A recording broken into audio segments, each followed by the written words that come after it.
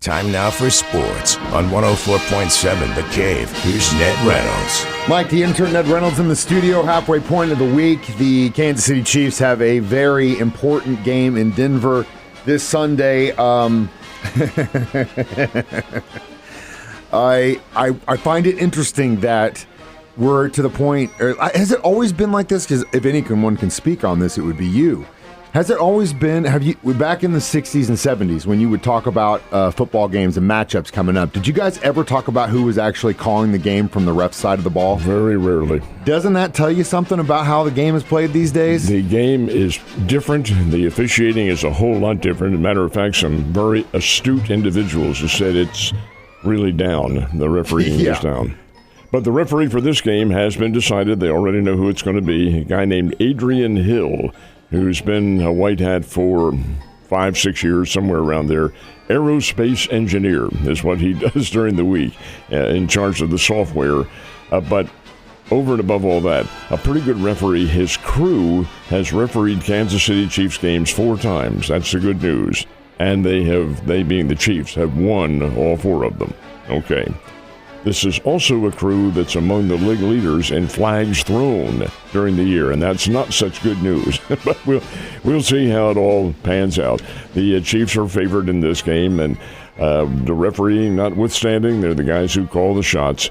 We'll see just exactly how this pans out. I really think the Chiefs are going to win this one, but that's over and above anything else. Kansas City, I think, has the better team than Denver, but you're absolutely right in anointing this as a very big game. It is bigger than the game, the Chiefs in Buffalo. This is a division game, and it's one Kansas City really does need to win.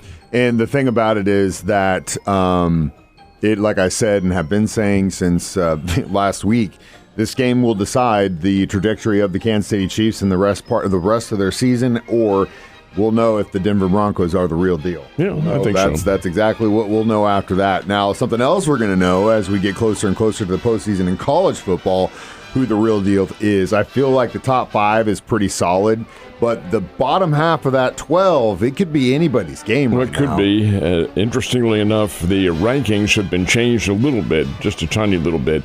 And that the new number 12, and the committee does this, they get a less than Power 5 team as the 12th team, just to give them a shot. They did it with Liberty a couple of years ago. They put them in that position. This week it's South Florida from the American Athletic Conference. That's the conference that has Memphis and Temple and Tulsa and people like that. But the fact remains that South Florida would be number 12, and they would play Georgia if that were to happen. Ohio State still number 1, Indiana 2, and Texas A&M, Alabama, Georgia are the top 5. The top 4 get byes, but we have a long way to go before that happens. You know, the St. Louis Blues played last night at home, and I feel like they're starting to kind of figure it out a little bit. At least they're inching back to 500. Well, they are. Of course, they played the Calgary Flames, who are not very good at all. And Blues beat them by a score of 3-2 up in St. Louis. So, yeah, they do have, I think, 15 points now for the St. Louis Blues. The leader in that division has 25. Yeah. Now, that sounds like it's fairly close. It isn't really because you're playing within there. But if St. Louis continues to win, and you remember we've talked about this before, the year they won the Stanley Cup in 2019, they were last place on New Year's Day.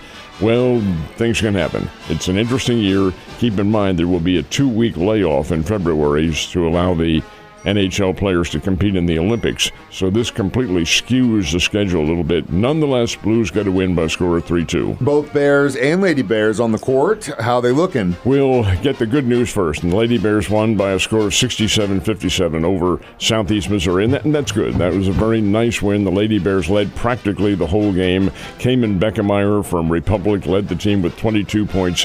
Lacey Stokes, when she left and she graduated from Missouri State, that was going to be a big void, but the Lady Bears have done a very nice job in filling that void, and Beckemeyer, who is a junior now at Missouri State, has done a very good job in assuming the scoring duties. So a win for the Lady Bears, 67-57 over Southeast Missouri. Here in town, this just doesn't happen very often and shouldn't happen. Great Southern Arena, and the Bears played Arkansas State. Halftime, the Bears left the court leading by 13, 46-33 over Arkansas State. Arkansas State came back to win the game. They outscored the Bears 53-39 in the second half. That's not to say the Bears shot badly. They didn't. But, boy, Arkansas State shot lights out. A kid named Jackson Chandler had 33 points in this game for Arkansas State, and the Red Wolves held on to win it 86-85 over the Bears. Now, the Bears had a chance to send it into overtime, but missed the second of a free throw and was very costly, but they shouldn't have been there in the first place. Home teams don't lose games like that when you're that far ahead. So the Bears do lose against a D1 team, their first D1 team of the year, and they lose it to Arkansas State. That's a Sun Belt Conference team. The Bears will play at Texas Arlington coming up, and that will be on Saturday. Really good stuff from the Lady Bears. Hopefully the dudes can get it together soon. All right, we've got a big Saturday of a lot of college football.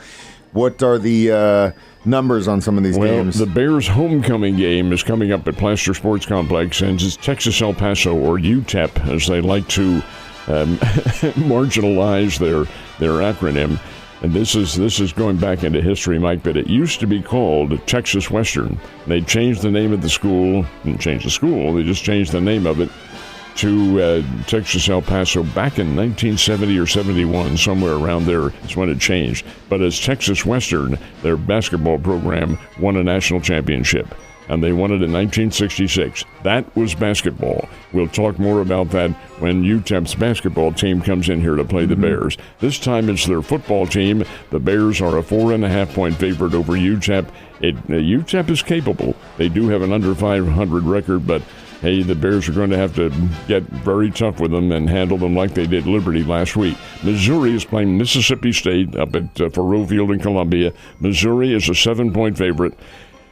Mississippi State's not as good as Mizzou, but they do hit hard, and they can play hard, and they knocked off Arkansas last week. Well, come on. Mizzou, 7-point favorite, that's a lot. And LSU is host to Arkansas. LSU is a 5.5-point favorite. Bobby Petrino going in there to Baton Rouge.